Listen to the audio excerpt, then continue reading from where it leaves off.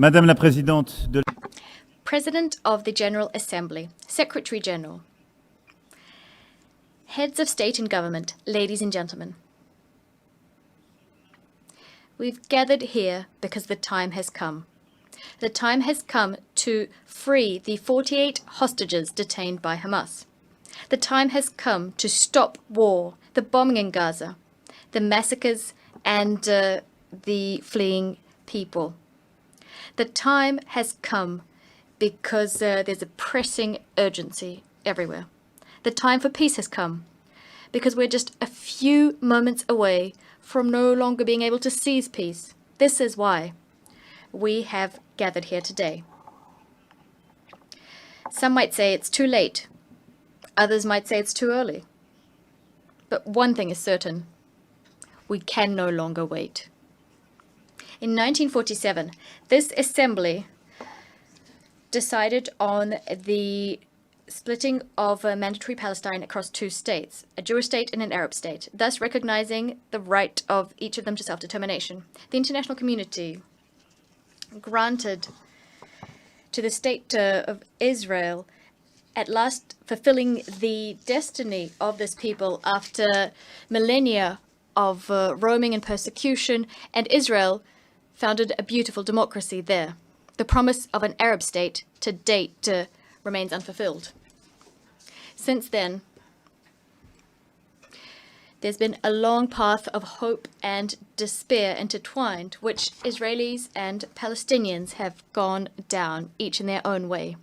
We have walked alongside them, each of us in keeping with our history and our sensibilities. But the truth is that we bear a collective responsibility for, to date, having failed to build just and lasting peace in the Middle East. This is what became evident to us on the 7th of October 2023, when the Israeli people suffered the worst terrorist attack in its history.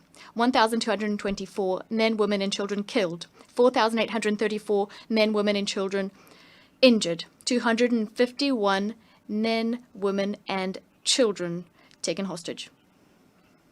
The cruelty of Hamas and all those who collaborated in this massacre dumbfounded Israel and astounded the world. The 7th of October remains an open wound for the Israeli soul and for our universal conscience. We condemn it unequivocally because nothing, never, nowhere can justify having recourse to terrorism. Minds go out and hearts go out to the victims and their families. We've expressed our compassion to all Israelis and first and foremost demand for all hostages still held by Hamas to be freed unconditionally. The French paid tribute to the 51 French men and women assassinated on that day and all other victims of October 7th. We will never forget them. Never. Just like we will never stop the existential fight against anti-Semitism.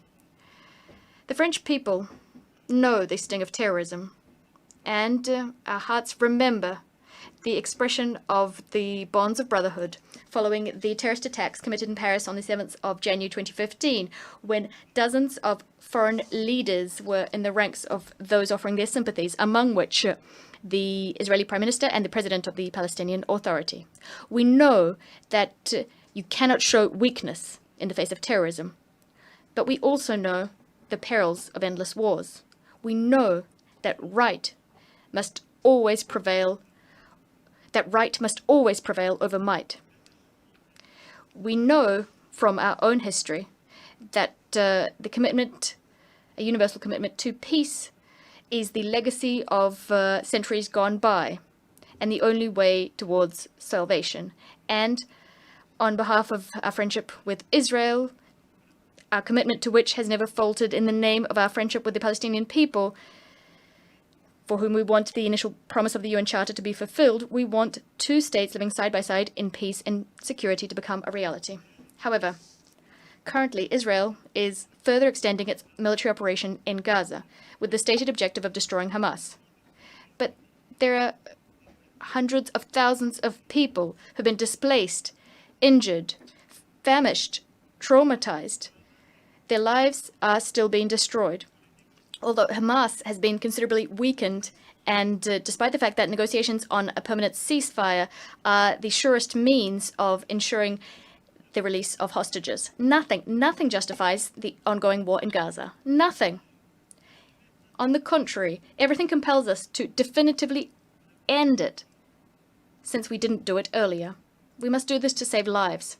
The lives of Israeli hostages detained in atrocious conditions, the lives of hundreds of thousands of Palestinian civilians who are tormented by hunger, suffering, the fear of dying, mourning for their loved ones. We must save all lives, because for almost 2 years now, it is the denial of the humanity of the other and the sacrifice of human life which have prevailed.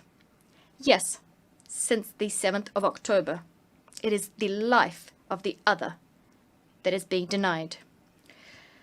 We've been saying this since the first day of the war in Gaza. A life is a life. I know this because I held in my arms the families of hostages I met in Tel Aviv and in Paris. I'm thinking of the mother of Eata David, a hostage who was famished and displayed. I'm thinking of Nimrod Cohen, a 19-year-old hostage whose father I just met. I also know this because I was at the bedside of the Palestinian victims of Israeli military operations, refugees in Al Arish, women and children. I will never forget the way they looked at me. I know this because I met young people from Gaza who we are hosting in France. I'm thinking of Rida Baroud, who today continues to bear witness to the distress of her loved ones in Gaza. A life is a life. We are duty-bound, all of us, to protect each other. This duty is indivisible, just as our common humanity is indivisible. There is a solution, a way of breaking the cycle of war and destruction. It lies in the recognition of the other, of his and her legitimacy, humanity, and dignity. We must reopen our eyes and see human faces there where war has deposited the mask of the enemy or the marks of a target. We must recognize that Palestinians and Israelis are living in twin solitude. The solitude of the Israelis following of the 7th of October 2023 and the solitude of Palestinians. Palestinians at their wits' end in the face of this ceaseless war. The time has come, because the worst could still come to pass. The sacrifice of more civilians, the expulsion of the people of Gaza to Egypt, the annexation of the West Bank, the death of hostages detained by Hamas, or facts on the ground which could irreversibly change the situation there on the ground. This is why, this is the very reason that today, here in this chamber, we must pave the way for peace, because since July of last year, developments have accelerated. And at this point, we have reason to fear that the Abraham Accords, the Camp David Accords, could be called into question by Israel, and that peace would become impossible for a long time yet in the Middle East. It thus falls to us this historic responsibility. We must do everything within our power to preserve the very possibility of a two-state solution. Israel and Palestine living side by side in peace and security. The time has come. This is why, true to the historic commitment of my country to the Middle East, to peace between the Israelis and the Palestinians, this is why I declare that today France recognizes the state of Palestine.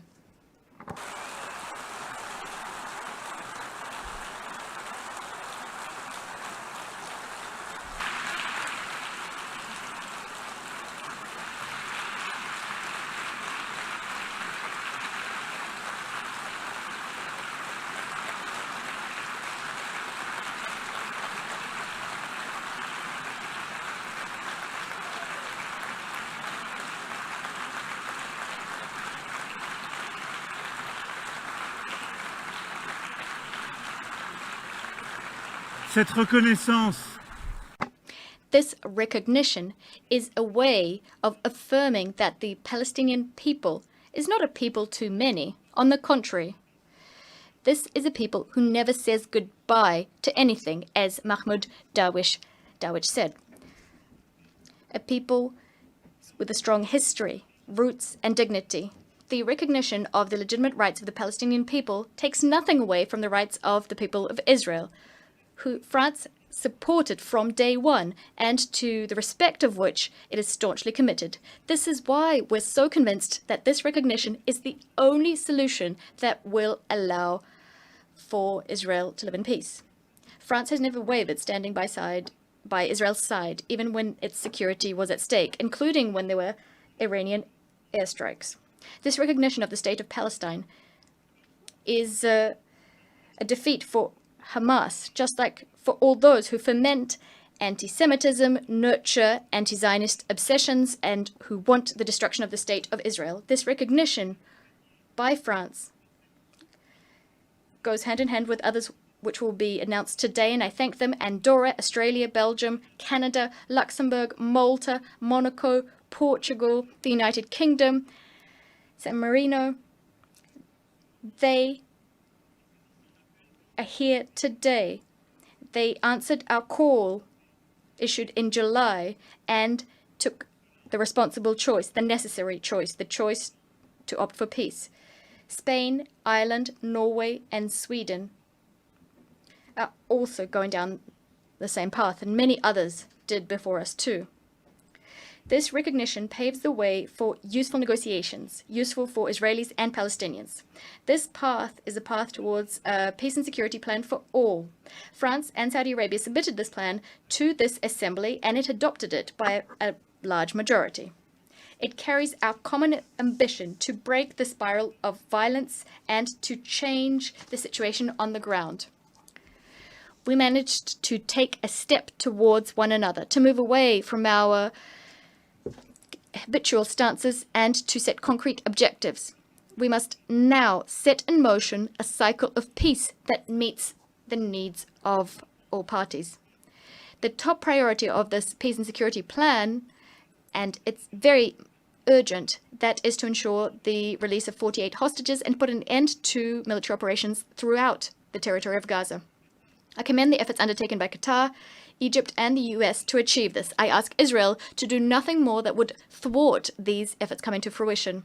Hamas was vanquished on the military front as we neutralized its leaders and decision makers.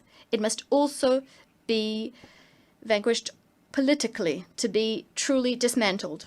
As soon as a ceasefire is agreed, we must mount a massive collective effort to provide assistance to the people of Gaza. I'd like to thank Jordan for their commitment and recall Israel's absolute obligation, that is to facilitate humanitarian access to Gaza to assist its population, which has lost everything. The second priority is to stabilize and to rebuild Gaza. A transition administration incorporating the Palestinian Authority as well as the young people of Palestine, together with security forces, the establishment of which we will accelerate, will have the monopoly over security in Gaza. It will implement the dismantlement and disarmament of Hamas, and this with the support of international partners and the necessary means required for this difficult mission. France stands ready to contribute to an international stabilization mission, as well as to support, together with our European partners, the establishment and equipping of Palestinian security forces. As soon as negotiations permit, the Security Council could decide to deploy a civilian and security support mission, liaising with the Palestinian authorities and with the consent of the Israeli authorities. Furthermore, it'll be up to the state of Palestine to give hope to its people, tested by years of violence and occupation, division, and negligence. It will be up to the state of Palestine to give its people a framework for democratic expression, a framework that's been renewed and that is secure. President Mahmoud Abbas committed to this before Prince Mohammed bin Salman and myself. He forcefully condemned the terrorist attacks committed on the 7th of October 2023. He reiterated his commitment to disarming Hamas and committed to excluding Hamas from future governance in Gaza, as well as from future governance throughout Palestinian territory. He reaffirmed his commitment to combating hate speech and promised an in-depth overhaul of Palestinian governance. France will pay close attention to the full implementation of all of the commitments made to us. This renewed Palestinian Authority is a necessary prerequisite for the success of the indispensable negotiations we'll need to resume to come to an agreement on each of the final status issues.